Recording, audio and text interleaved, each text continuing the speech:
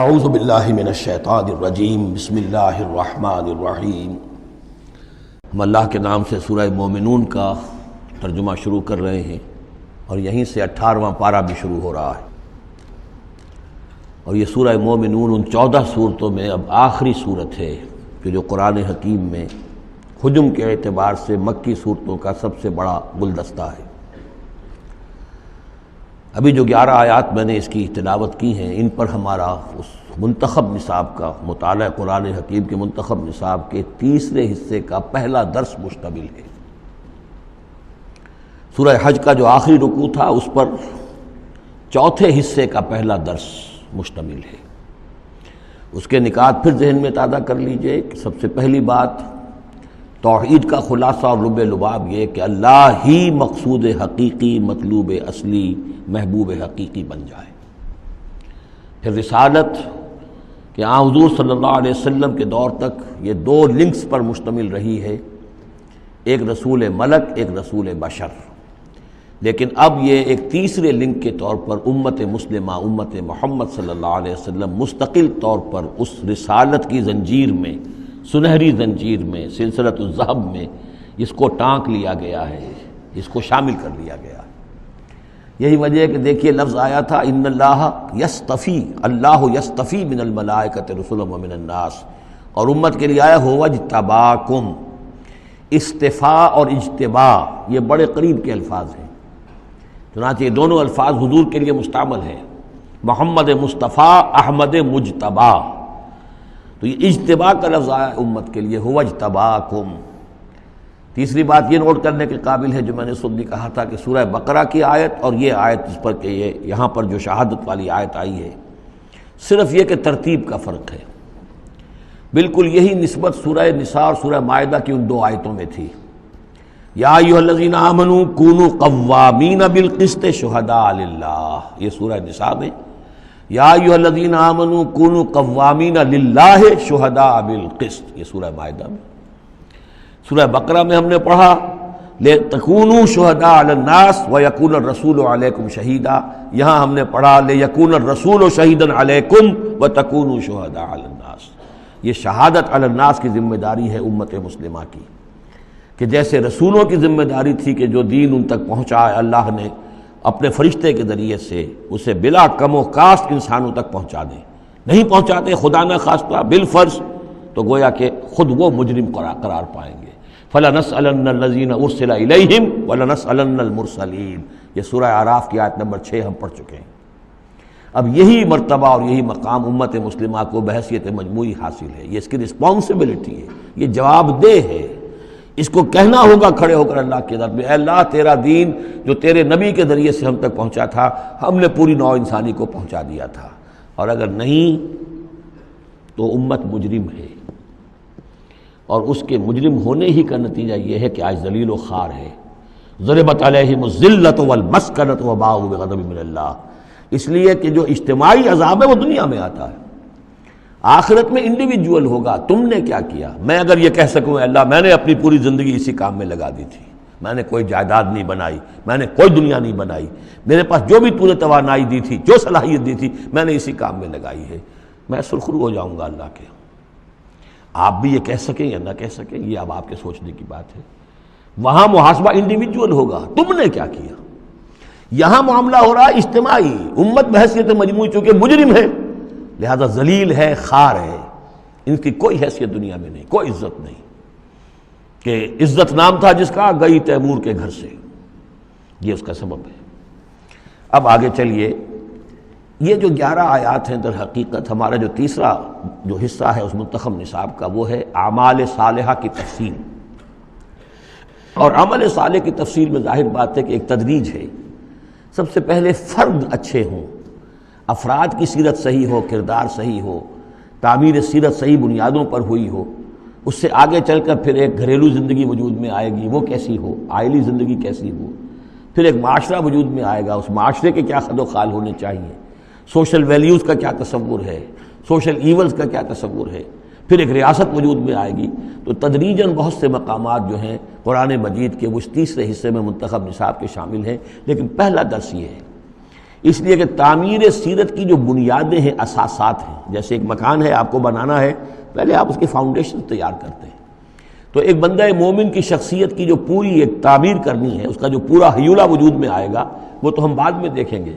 یہاں یہ کہ اس کی بنیادیں کیا ہیں، کن اساسات پر ایک بندہ مومن کی شخصیت کی انفرادی سیرت کی تعمیر ہوگی. اور یہی میں نے آپ سے وعدہ کیا تھا کہ فلاح کے لفظ کی بھی میں آپ کے سامنے وضاحت کروں گا. دیکھیے فلاح کے اصل معنی ہے پھاڑنا. فلاح کہتے ہیں کسان کو کہ وہ اپنے ہل کی نوک سے زمین کی دھرتی کے سینے کو چیرتا ہے.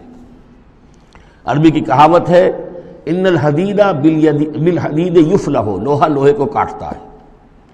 فلاح کے معنی جیسے فلق ہے، فالق الاصباح، اللہ تعالیٰ صبح کو فلق فالق ہے، اللہ پھاڑتا ہے رات کی تاریکی کا پردہ اور صبح کو نمودار کرتا ہے.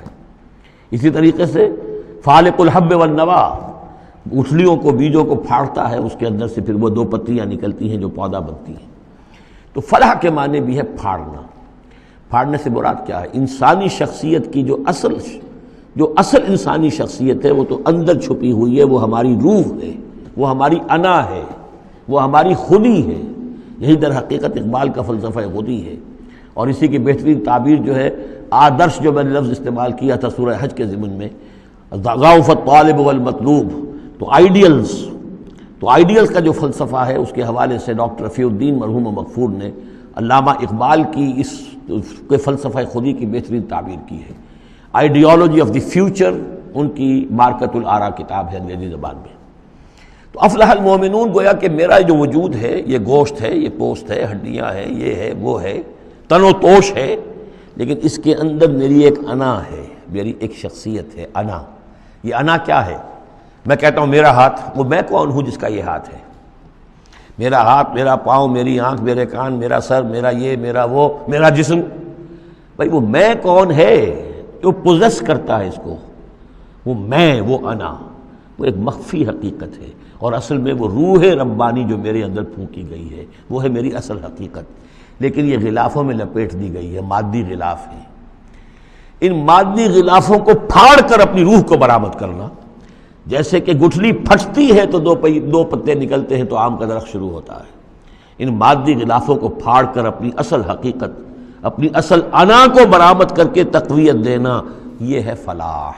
قد افلح، بہترین ترجمہ کیا ہے یہاں پر لفظ کے قریب ترین ہونے کے اعتبار سے. میرے سامنے اس وقت یہ ہے حضرت شیخ الہند رحمۃ اللہ علیہ کا. اور شیخ الہند رحمۃ اللہ علیہ مولانا محمود الحسن صاحب کا کہنا یہ ہے کہ میں نے تو موضح القرآن میں جو ترجمہ شاہ عبد القادر دہلوی رحمۃ اللہ علیہ کا تھا وہی اختیار کیا ہے.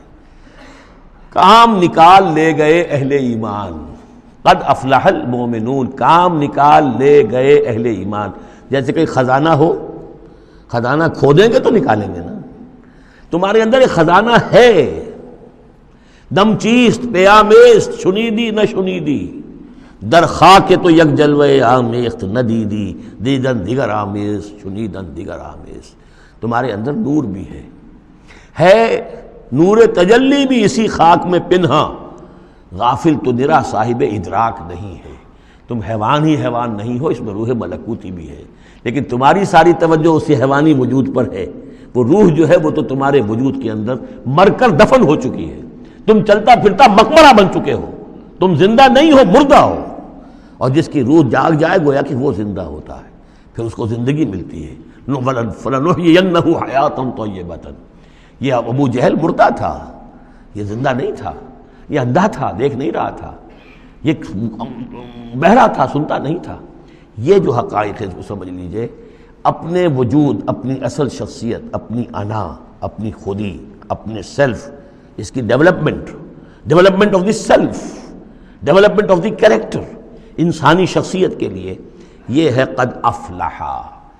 کھود نکالنا، خزانہ کھود نکالنا. ایک ہندی کا دوہا ہے بڑا پیارا، بھوکا کوئی نہیں. بھیک تو وہ خود شاعر ہے. بھیکا بھوکا کوئی نہیں، سب کی گٹھڑی لال. ہر ایک کی گٹھڑی کے اندر ایک لال بنا ہوا ہے، وہ گٹھڑی جو ہے اس کے اندر ہے. بھوکا کوئی نہیں ہے، مال تو ہے اس کے پاس.